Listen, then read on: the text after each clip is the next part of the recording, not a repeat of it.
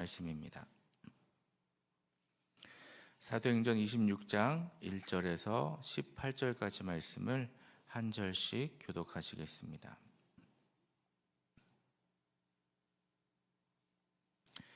제가 먼저 1절 말씀을 읽겠습니다. 아그리빠가 바울에게 이르되 너를 위하여 말하기를 내게 허락하노라 하니 이에 바울이 손을 들어 변명하되 아그리빠 왕이여 유대인이 고발하는 모든 일을 오늘 당신 앞에서 변명하게 된 것을 다행히 여기나이다. 특히 당신이 유대인의 모든 풍속과 문제를 아심이니이다. 그러므로 내 말을 너그러이 들으시기를 바라나이다. 내가 처음부터 내 민족과 더불어 예루살렘에서 젊었을 때 생활한 상황 유대인이 다 아는 바라. 일찍부터 나를 알았으니 그들이 증언하려 하면 내가 우리 종교의 가장 엄한 팔을 따라 바리새인의 생활을 하였다고 할 것이라. 이제도 내게 서서 의문받는 것은 하나님이 우리 조상에게 약속하신 것을 바라는 까닭이니 이 약속은 우리 12지파가 밤낮으로 간절히 하나님을 받들어 섬김으로 얻기를 바라는 바인데 아그리빠 왕이여 이 소망으로 말미암아 내가 유대인들에게 고소당하는 것이니이다. 당신들은 하나님이 죽은 사람을 살리심을 어찌하여 못 믿을 것으로 여기나이까? 나도 나사렛 예수의 이름을 대적하여 많은 일을 행하여야 될 줄 스스로 생각하고 예루살렘에서 이런 일을 행하여 대제사장들에게 고난을 받아가지고 많은 성도들 오게 가두며 또 죽일 때에 내가 찬송 투표를 하였고 또 모든 회당에서 여러 번 형벌하여 강제로 모독하는 말을 하게 하고 그들에 대하여 심히 격분하여 외국 성에까지 가서 박해하였고 그 일로 대제사장들의 고난과 위임을 받고 다메섹으로 갔나이다. 왕이여 정오가 되어 길에서 보니 하늘로부터 해보다 더 밝은 빛이 나와 내 동행들을 둘러 비추는지라. 우리가 다 땅에 엎드러지며 내가 소리를 들으니 히브리 말로 이르되 사울아 사울아 내가 어찌하여 나를 박해하느냐. 가시체를 뒷발질하기가 내게 고생이니라. 내가 대답하되 주님 누구시니까? 주께서 이르시되 나는 내가 박해하는 예수라. 일어나 너의 발로 서라. 내가 내게 나타난 것은 곧 내가 나를 본 일과 장차 내가 내게 나타난 일에 너로 종과 증인을 삼으려 함이니 이스라엘과 이방인들에게서 내가 너를 구원하여 그들에게 보내어 그 눈을 뜨게 하여 어둠에서 빛으로 사단의 권세에서 하나님께로 돌아오게 하고 죄사함과 나를 믿어 거룩하게 된 무리 가운데서 기업을 얻게 하려 하리라. 아멘. 오늘도 하나님의 은혜와 평강이 함께 하시기를 바랍니다. 사도행전에는 모두 5차례의 바울의 변론이 소개되고 있습니다. 첫 번째는 바울이 예루살렘에서 로마 군병들에게 체포된 직후에 유대인들을 향해서 한 변론입니다. 그리고 두 번째는 산헤드린 공회 앞에서 행한 변론, 세 번째는 벨릭스 총독 앞에서 행한 변론이고 네 번째는 신임 총독 베스도 앞에서 행한 변론입니다. 그리고 끝으로 다섯 번째가 바로 오늘 본문의 아그리빠 앞에서 행한 변론입니다. 그 중에서도 이 마지막 변론은 이전의 어느 변론보다도 세련된 언어의 형식으로 구성되어 있습니다. 그러나 5차례의 바울의 변론은 그 내용에 있어서는 거의 차이가 없습니다. 오늘 아그리빠 왕 앞에서의 바울의 변론 내용을 좀 더 구체적으로 살펴보면 먼저 바울은 자신이 유대교인이었을 때를 회상하였습니다. 즉 자신은 철저한 유대교의 바리새인으로 하나님을 열심으로 섬겼으며 나사렛 예수를 대적하여 복음을 핍박하던 자임을 고백하였습니다. 그리고 그는 다메섹 회심 사건을 반복해서 언급하고 있습니다. 다음으로 바울은 자신이 이방 선교를 위해 택함 받은 자임을 변론하였습니다. 즉 자신은 다메섹 도상에서 예수 그리스도를 만나 이방 선교의 사명을 받아 복음을 전파하다가 유대인들의 핍박을 받게 되었음을 고백하고 있습니다.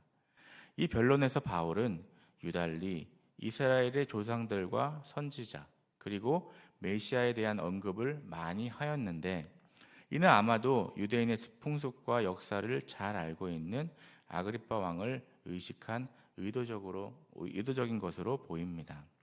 그리고 복음과 자신의 사명이 하나님에게서 나온 것이므로 자신도 하나님을 동일하게 섬기고 있으며, 유대인들의 고소대로 이단이거나 성전을 모독한 자가 아님을 항변함으로써 유대인들의 고소가 결국은 조상들이 전하여 준 말씀과 구약의 예언을 믿기 거부하는 그들의 완악한 마음에서 나온 것임을 강조하고 있는 것입니다.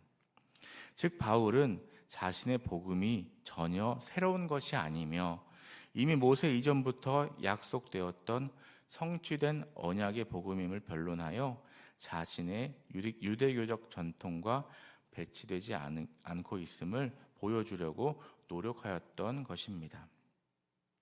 이렇듯 바울의 변론은 자기의 무죄함을 주장하는 것에서 그치는 것이 아니라 아그리빠와 거기에 모인 모든 사람들을 향한 복음 선포가 된 것입니다. 이는 그만큼 바울이 자기 생명보다 복음 전파를 귀히 여겼음을 보여줍니다. 바울은 때를 얻든지 못 얻든지 복음을 전하는 일에 매진하는 위대한 복음의 사도였던 것입니다. 2절을 보면 사도 바울은 자신이 아그리파 앞에서 변명하게 된 것을 다행으로 여긴다고 하였습니다. 여기서 다행이라고 번역된 헬라어 마카리오스는 행운의, 복된이라는 뜻입니다. 우리는 여기서 바울이 아그리파 앞에서 변론하게 된 것을 복된 것으로 생각하고 있음을 알 수 있습니다. 그런데 과연 이때 바울의 처지가 복을 이야기할 만큼 상황이 좋았습니까? 아닙니다. 하지만 변론하는 사도 바울의 모습을 보십시오. 위선이나 가식이 조금도 섞이지 않은 모습으로 역설합니다. 왜 그렇습니까? 아그리파에게 복음을 전할 수 있는 기회가 왔기 때문입니다. 복음 전파의 기회란 그렇게 소중한 것입니다. 만일 여러분의 사랑하는 사람이 약 한 번 제대로 써보지 못하고 죽는다면 여러분의 마음이 얼마나 아프겠습니까? 아니, 사랑하는 사람이 아니더라도 멀리 아프리카의 어린이들이 약 한 번 제대로 써보지 못하고 죽는다는 소식을 들어도 우리의 마음이 얼마나 아픕니까?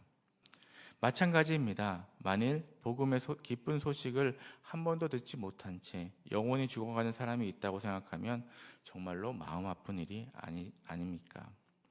자색 옷과 고운 베옷을 입고 날마다 호화로운 생활을 하는 부자면 무엇합니까? 일단 복음을 제대로 접하지 못하면 그들은 영원한 지옥불에서 고통당하게 되어 있습니다. 세상에 그보다 더 불행하고 불쌍한 인생은 없습니다. 그런데 그러한 이에게 복음을 전할 기회를 얻었습니다. 여러분, 그가 철면 피면 어떻습니까? 또 교만하는 것이 무슨 상관입니까? 어마어마한 죄인이라는 것이 도대체 무슨 걸림돌이 됩니까? 그에게 복음을 전할 기회를 얻었다는 것 자체가 행복한 일이고 복된 일인 것입니다. 여러분은 이 복을 아십니까? 이 행복을 경험해 보신 적이 있으십니까? 이 행복을 맛봐야 합니다. 그것이 참 성도입니다. 그때 우리는 전도가 딱딱한 의무가 아닌 이 세상에서 가장 행복한 일임을 알게 됩니다. 이 행복을 경험하시는 저와 여러분 되시기를 바랍니다. 9절에서 12절은 과거 사도 바울이 회심하기 전에 지은 죄에 대한 자백입니다. 이것은 본서에서만도 두 번째 고백입니다. 그렇게 좋지도 않은 자신의 과거 범죄 사실을 사도 바울은 왜 이렇게 반복해서 고백하고 있을까요? 여기에는 아주 중요한 사실이 있습니다. 그것은 바로 자기 죄에 대한 솔직한 고백은 고백하는 사람의 영혼을 소생케 하는 힘이 있기 때문입니다. 사람이 죄를 짓고 아무리 은밀히 숨겨본들 그 마음이 편하겠습니까? 아닙니다. 보이지 않은 가운데 그 영혼이 병들어갑니다. 죄는 숨길수록 편한 것이 아니라 자백할수록 마음이 편하고 그 영혼이 살아나는 것입니다. 비록 작은 죄라도 자꾸 숨기게 되면 그것으로 말미암아 사람은 더 큰 죄를 짓게 됩니다. 또 죄를 짓지는 않더라도 그 죄로 말미암아 그 영혼이 파괴되고 병들어가게 되어 있습니다. 하지만 아무리 큰 죄를 지었을지라도 그 죄를 자복하게 되면 때로는 어마어마한 대가를 치러야 하겠지만 그것 때문에 괴롭지 않고 부끄럽지 않습니다.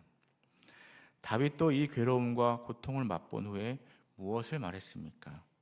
시편 32편에 이렇게 말씀합니다. 내가 이르기를 내 허물을 여호와께 자복하리라 하고 주께 내 죄를 아뢰고 내 죄악을 숨기지 아니하였더니라고 했습니다. 그때 하나님께서 어떻게 말씀하십니까? 다윗에게 정죄와 심판을 말씀하셨습니까? 아닙니다. 그의 고백을 들어보십시오. 곧 주께서 내 죄악을 사하셨나이다. 이 마음의 기쁨과 평안을 여러분은 이해하시겠습니까? 이 날아갈 것 같은 기분을 이해하시겠습니까? 자기 죄에 대한 솔직한 고백은 죄를 숨김으로써 오는 마음의 고통과 영혼의 병을 치유하는 놀라운 힘이 있습니다. 여러분은 어떻습니까? 자신의 죄를 고백하고 계십니까? 주 앞에 나와 자신 또는 사람들에게 자신의 실수와 잘못을 인정하고 용서받으려고 하십니까? 혹시 자신의 실수와 잘못을 인정하지 않고 용서받으려고 하지 않기 때문에 더 많은 죄를 짓고 있지는 않으십니까? 더 많은 오해와 담을 쌓음으로써 여러분의 영혼이 병들어 가고 있지는 않으십니까? 이제 하나님 앞이든 사람 앞이든 자기의 죄를 솔직히 고백함으로써 죄를 용서받으면 물론 영혼의 건강까지 회복하시기를 바랍니다. 16절을 보면 주님은 엎드려져 있던 바울을 향해 일어나 네 발로 서라 라고 말씀하십니다. 바울을 향한 주님의 이 말씀은 오늘 우리에게도 상당히 도전을 주는 말씀입니다. 이 상황을 잘 보시기 바랍니다. 바울은 예수를 믿는 성도들을 박해하기 위해 살기 등등한 기세로 가던 상황에서 예수님을 만났습니다. 성도들을 박해한 것은 곧 예수님을 박해한 것이나 다름없는 일이었습니다. 예수님을 만난 그는 그 자리에서 곧꾸러졌습니다. 자신이 죄인임이 명백히 입증되었기 때문입니다. 예수님 보기에도 나쁘고 사람들 보기에도 민망합니다. 무슨 낯으로 얼굴을 들겠습니까? 쥐구멍이라도 있다면 당장 숨고 싶은 심정이었을 것입니다. 그런데 예수님께서는 오히려 일어서라고 명령하십니다. 다른 사람의 부축을 받고 마지못해 일어서는 것이 아니라 자신의 발로 당당히 설 것을 명령하셨습니다. 이것이 무엇을 의미하는 것이겠습니까? 바로 죄사함의 선포입니다. 우리는 알아야 합니다. 우리가 범죄하는 시간은 깁니다. 오랜 시간에 걸쳐서 많은 죄를 범합니다. 하지만 우리 예수님께서는 우리 죄를 사하시는데 오래 걸리지 않으십니다. 성경은 우리가 죄를 숨기지 아니하고 자복하기만 하면 곧 죄를 사하여 주신다고 말씀합니다. 그런데 우리가 자신의 죄를 빙자하여 앉아서 문구적거리면 되겠습니까? 세상 그것보다 더 못난 행동은 없는 것입니다.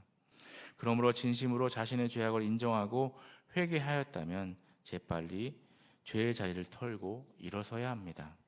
다른 사람의 눈치 볼 것 없습니다. 다른 사람이 부축해서 마지못해서 일어서는 형식을 차릴 것도 없습니다. 자기 발로 당당하게 서십시오. 그리고 이제부터는 사도 바울이 그랬듯이 의를 위해 힘있게 전진하십시오. 죄악의 어두운 과거가 아닌 의로운 미래에 사는 그 사람이 바로 참 성도임을 기억해야 하겠습니다.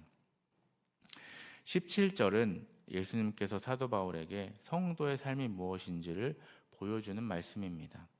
이 말씀을 조용히 묵상해 보면 하나님께서 성도에게 베푸시는 구원의 참 의미가 무엇인지 알 수 있습니다. 예수님께서는 사도 바울을 이스라엘과 이방인의 손으로부터 구해내서 다시 그들에게 보내시겠다는 말씀을 하십니다. 우리는 일반적으로 생각할 때 구원이라고 하면 환난 날에 은밀히 숨기시는 것을 생각합니다. 또는 견고한 바위 위에 높이 두시는 것을 생각합니다. 물론 틀린 생각은 아닙니다. 우리 하나님께서는 시편 말씀처럼 우리를 사지로부터 구하셔서 초막 은밀한 곳에 숨기십니다. 또 견고한 바위, 높은 바위에 두셔서 위험이 닥치지 못하게 하십니다. 하지만 중요한 것은 그것이 다가 아니라는 사실입니다. 여러분, 우리가 구원을 얻었다고 해서 초막 안전한 곳에 영원히 살 수 있습니까? 견고한 바위 위에서 일생을 보낼 수 있습니까? 아닙니다. 사실은 그 정반대입니다. 다시 환란이 오고 또 박해가 오며 위험이 엄습합니다. 언제 구원의 은혜를 누렸나 싶게 또 고난이 삶으로 깊숙이 찾아옵니다. 그러면 그것으로 우리가 무너집니까? 다시 일어서지 못합니까? 아닙니다. 바로 그때 우리 하나님께서는 웅덩이와 수렁에서 우리를 건져 올리십니다. 바로 이것이 성도의 삶인 것입니다. 구원의 은혜와 감격을 누리는가 하면 어느새 또 사지로 떨어집니다. 이제 죽고 망하는가 싶으면 또 말할 수 없는 구원의 은혜가 우리를 감싸주십니다. 우리가 정말 지혜 있는 성도라면 구원의 은혜를 힘입어 사망의 음침한 골짜기라도 능히 걸어갈 수 있는 용기와 넉넉함을 가져야 하는 것입니다. 사망의 음침한 골짜기와 눈물 골짜기를 지날 때에 구원의 하나님을 인하여 오히려 기뻐하고 찬양할 수 있어야 합니다. 여러분은 이 구원의 은혜를 누리고 계십니까? 아니면 사망의 음침한 골짜기 한가운데 계십니까? 사망의 음침한 골짜기를 지날 때 구원의 하나님을 인하여 기뻐하고 찬양하며 죄를 숨기지 않고 자복하여 죄 사함을 받고 의를 위하여 힘있게 전진하여 때를 얻든지 못 얻든지 복음을 전하는 저 여러분 되시기를 간절히 소망합니다. 기도하시겠습니다. 사랑의 하나님, 오늘도 이 새벽에 깨워주시고 주의 전으로 불러주시고 또 말씀으로 새롭게 해주시니 감사합니다. 하나님, 주님으로 기뻐하지 못하고 복음 전하는 삶을 살지 못했음을 고백합니다. 용서하여 주시옵소서. 사망의 음침한 골짜기를 지날 때 구원의 하나님을 인하여 기뻐하고 찬양하며 죄를 숨기지 않고 자복하여 죄 사함을 받고 의를 위하여 힘있게 전진하여 때를 얻든지 못 얻든지 복음을 전하는 주님의 복된 주님의 백성들 될 수 있도록 인도하여 주시옵소서. 병상 가운데 있는 환우들에게도 함께하여 주시고 주님의 권능으로 치유하여 주시옵소서. 몸과 마음을 회복되게 하시고 건강한 모습으로 하나님을 예배하고 찬양하게 하여 주시옵소서. 또한 삶의 많은 문제로 고통받고 있는 성도님들의 삶 속에 함께하여 주셔서 가정과 교회 가운데 온전한 치유와 회복이 일어나게 하여 주시옵소서. 6.25 상기 연속기도회를 은혜 가운데 마치게 하시니 감사합니다. 계속해서 나라와 민족을 위해 기도하는 수유동교회와 성도님들 될 수 있도록 인도하여 주시옵소서. 담임 목사님 청빙 절차 진행 가운데 있습니다. 청빙대에 오시는 목사님께도 함께하여 주시고 기도로 함께하는 교회도 합력하여 선을 이루게 하여 주시옵소서. 이 시간 주님 앞에 1,000번째 예물을 드립니다. 사랑하는 주의 자녀들이 드리는 예물을 받아주시고 예물이 쓰여지는 곳에 주의 은혜로 함께하여 주시옵소서. 예물을 드리는 자들이 엎드려 기도하오니 들으시고 선하신 뜻대로 응답하여 주시옵소서. 오늘도 가정과 일터를 지켜주시고 우리들이 살아가는 삶의 현장 속에서 주님만을 높이는 복된 삶이 되도록 인도하여 주시옵소서. 예수님의 이름으로 기도드립니다. 아멘.